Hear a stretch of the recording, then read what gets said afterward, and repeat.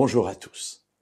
Ce matin, en allant faire quelques courses, j'ai rencontré deux personnes, deux jeunes filles, on va dire entre 18 et 22, 23 ans. Et elles m'ont demandé, avez-vous une petite pièce? Alors, j'ai regardé ce que j'avais, il y a de moins en moins de monnaie dans mon portefeuille, puisqu'on paye tout par carte. Il me restait quelques euros, je leur ai donné. Et puis je leur ai dit, mais que vous arrive-t-il? Alors une des deux a dit, bien voilà, j'ai 18 ans, et comme j'ai 18 ans, mes parents m'ont mis à la porte, alors bon bref.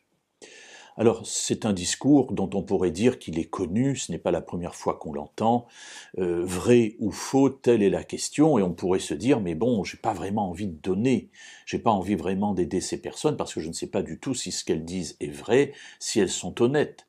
Et puis parfois, quand on regarde non pas tout à fait ce qu'il y a dans le porte-monnaie, mais ce qu'il y a sur le compte en banque, on se dit il n'y a pas grand-chose. Alors est-ce que je vais donner par rapport à quelque chose que je vais estimer ne même pas avoir?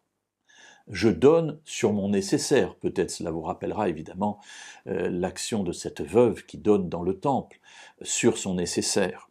Et j'ai repensé à ce passage du livre des Proverbes au chapitre 29 et au verset 27.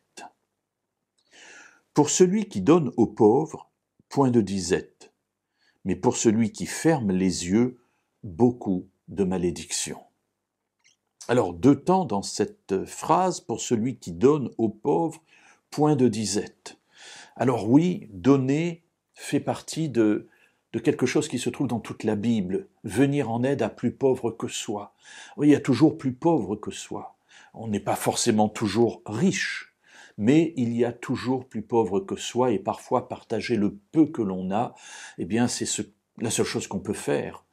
Et ici, Dieu nous dit au travers de cet auteur du livre des Proverbes que pour celui qui donne aux pauvres, il n'y a point de disette, c'est-à-dire que Dieu assurera le nécessaire. Mes amis, le nécessaire dans la Bible, c'est le nécessaire. Ce n'est pas une biscotte, c'est parfois un bout de pain, parfois dur, pas forcément avec du beurre et de la confiture, mais voilà, Dieu assure le nécessaire.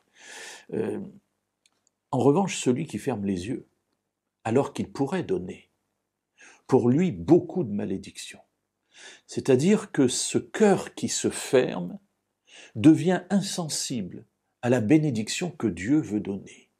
Vous voyez, ce n'est pas Dieu qui va maudire la personne du haut du ciel, mais c'est simplement que le cœur s'étant refermé, il est incapable de recevoir ce que Dieu veut donner à un cœur qui ne peut être couvert pour recevoir tout ce qu'il désire lui donner.